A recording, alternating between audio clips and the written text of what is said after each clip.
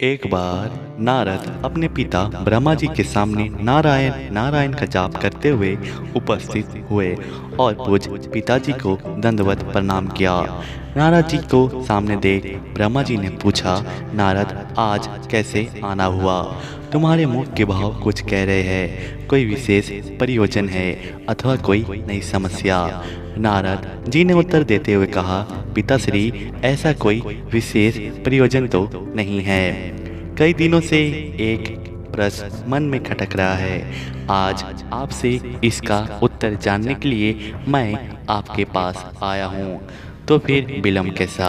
मन की शंकाओं का समाधान शीघ्र कर लेना ही ठीक रहता है। इसलिए अपना प्रश्न पूछो।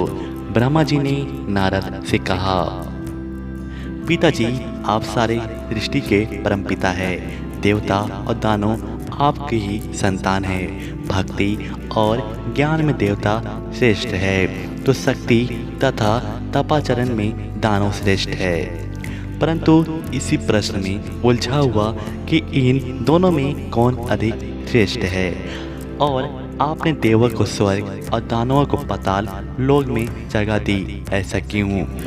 इन्हीं प्रश्नों का उत्तर जानने के लिए मैं आपकी शरण में आया हूँ। नारद ने ब्रह्मा जी से अपना प्रश्न बताते हुए कहा।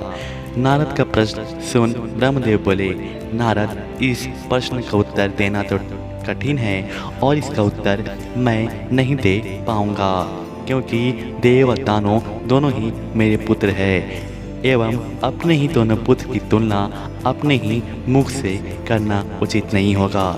लेकिन फिर भी तुम्हारे प्रश्न का उत्तर ढूंढने मैं तुम्हारी सहायता कर सकता हूँ। तुम आज ही देव और दानव दोनों को मेरी ओर से भोजन का निमंत्रण भेजो। कल ही हम उनके लिए भोजन का आयोजन करेंगे और कल ही तुम्हें तुम्हारे प्रश्न की देव क्यों स्वर्ग लोक में है तथा दानव पाताल लोक में है का उत्तर मिल जाएगा। नारद तत्काल ही असुरों और देवों को निमंत्रण दे आए। दूसरे दिन दानव ब्रह्मलोक में भोजन का आनंद लेने के लिए पहुंच गए और उन्होंने पहले पहुंचने के कारण भोजन की पहली शुरुआत खुद से करने के लिए ब्रह्मा जी से आग्रह किया। भोजन की थालियां परोसी गई।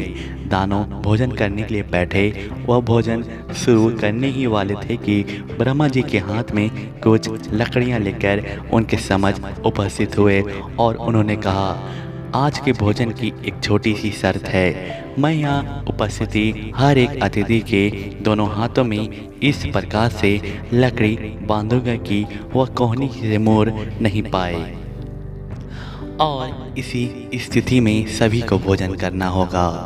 कुछ देर बाद असुरों के हाथों में लकड़ियां बंध चुकी थी और असुरों ने खाना शुरू किया। पर ऐसी स्थिति में कोई कैसे खा सकता था? कोई असुर सीधे थाली में मुंह डालकर खाने का प्रयास करने लगा तो कोई भोजन को हवा में उछालकर मुंह में डालने का प्रयत्न करने लगा। दानव की ऐसी स्थिति देखकर नारद जी अपनी हंसी नहीं रोक पाए।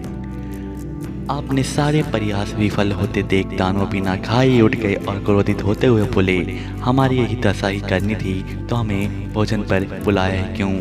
थोड़ी देर पश्चात देव भी यहाँ पहुँचने वाले हैं। ऐसे ही लकड़ियाँ आप उनके हाथों में भी बांधिएगा ताकि हम भी उनकी दुर्दशा का आनंद ले सके।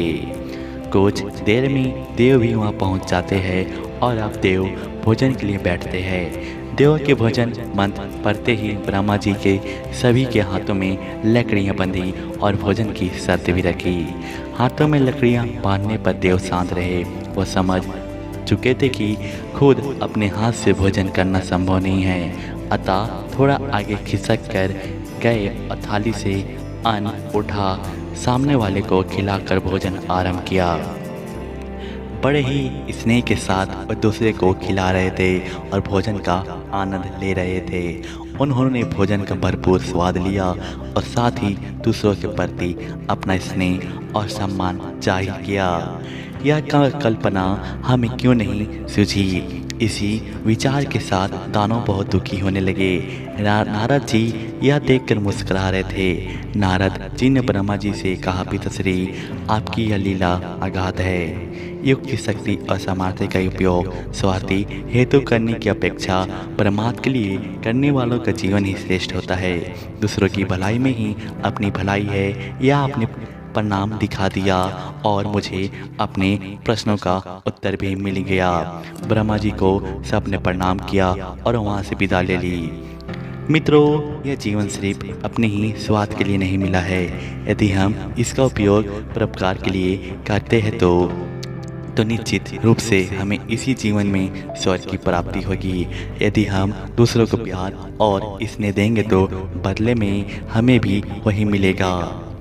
यदि हम अपने सामर्थ्य के अनुसार हमारे समाज के लिए एक छोटा सा योगदान भी दे सके तो यह अपने आप में एक बहुत बड़ी उपलब्धि के बराबर है।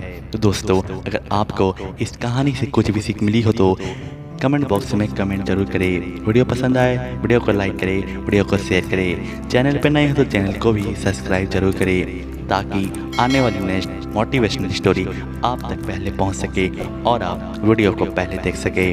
तो दोस्तों, मिलते हैं जल्दी कोई नेक्स्ट मोटिवेशनल स्टोरी के साथ। Thanks for watching this video.